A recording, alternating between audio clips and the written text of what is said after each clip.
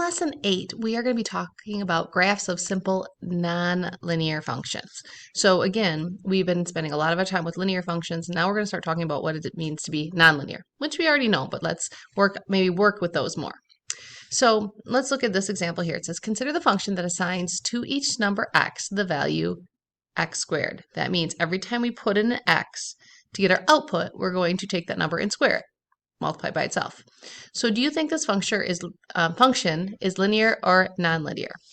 Well, hopefully we'll recognize that this is nonlinear. Okay, and when we have to explain, we say the exponent isn't 1. I should say of the variable term, but that's really all we have here. So I'm going to say the exponent is not 1. Okay, because remember, to be linear, your variable term, the exponent of your variable term is to the first power. This is not to the first power, to the second power. Okay, so now let's take this assigning of each number, inputting and outputting the squaring of it. Let's do that in a table. So it says develop a list. I'm going to get my talking here together at some point. Develop a list of inputs and outputs for this function. Organize your work using the table below, and then we'll answer the questions that follow. So we have a list of inputs here. All we're going to do is put these numbers in for x. Okay, so these are inputs, our outputs, x squared. That's the work we're going to do. That's the function to get our y value. So be careful, okay? If you grab a calculator, some calculators, and you type in -5 to the second power, you're going to hear me say squared, and that's dealing with the area of a square, side length times side length. So if you say squared, it means to the second power. Sometimes you will get, and don't write this down, you will get -25. That's not right, because if we take what this means here, this means -5 times -5. Well, a negative times a negative is a positive. 5 times 5 is 25. I think the reason your calculator does that is it doesn't recognize it as being a -5. It just thinks you're like taking 5 and squaring it, and then you're making the opposite. That negative sign they're taking as the opposite of whatever your solution is. Or whatever the reason, that's just kind of what I go with. It's really important that you get in the habit of putting your inputs in parentheses. Because if I type parentheses -4 squared, I'm telling the calculator I want this to be a -4 squared. Okay, so in this case, this will give us a +16.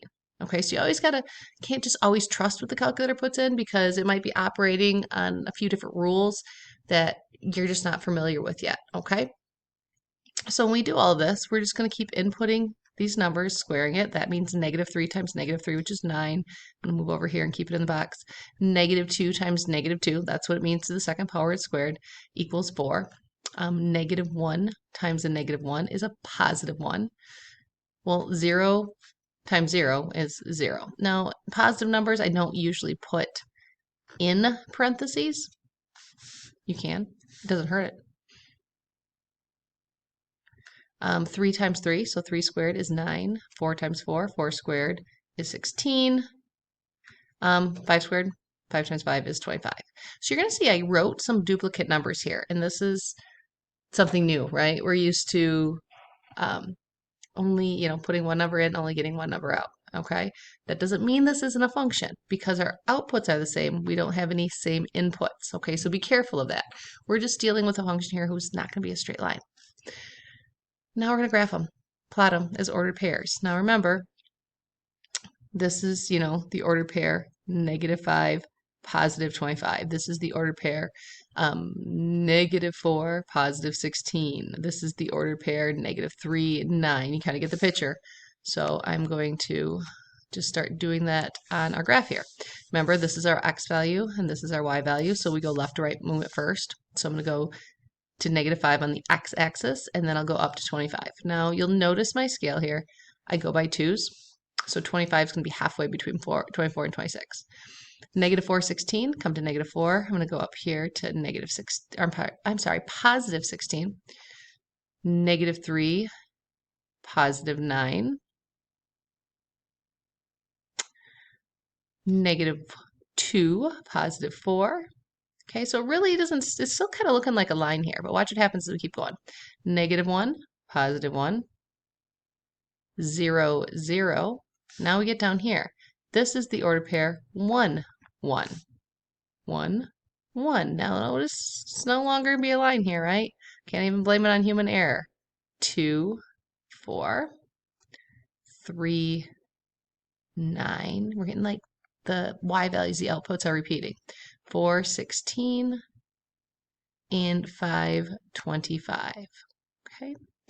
Now, if I were to draw a line through here, right? Not really a line, but if I were trying to figure out what shape this was, I'm not going to be a straight line. Now, I'm not going to do that because I know it'll be really messy and we'll probably have a hard time seeing what it is. But what shape of this graph what shape does the graph of the points appear to take? So again, it kind of looks to me, I scroll up here a little bit, like we have this U shape again, right? So what does say a U shape or a curved shape? And we did touch on this briefly last time. This is called a parabola. Parabola. Okay. So that shape there, that U-type shape, the technical name's a parabola. So would I accept a curved shape or a U shape? Yeah, for sure. We'll get more specific later on. Okay, so it's pretty straightforward. This is things we know how to do. The difference is this isn't a straight line.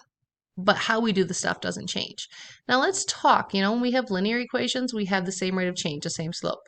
So let's talk about this graph. So it says, find the rate of change using rows 1 and 2 from the table above. All right, so I'm just going to use this one and this one, and I'll just rewrite them down here. So I have my ordered pair -5, 25, and my ordered pair -4, 16. Okay? Rate of change, slope. So if we're going to do slope, we're going to use our slope formula. Our slope formula, myself some room here, is the difference in the y's over the difference in the x's. Rise up and down along our y-axis over run, back and forth over our x-axis.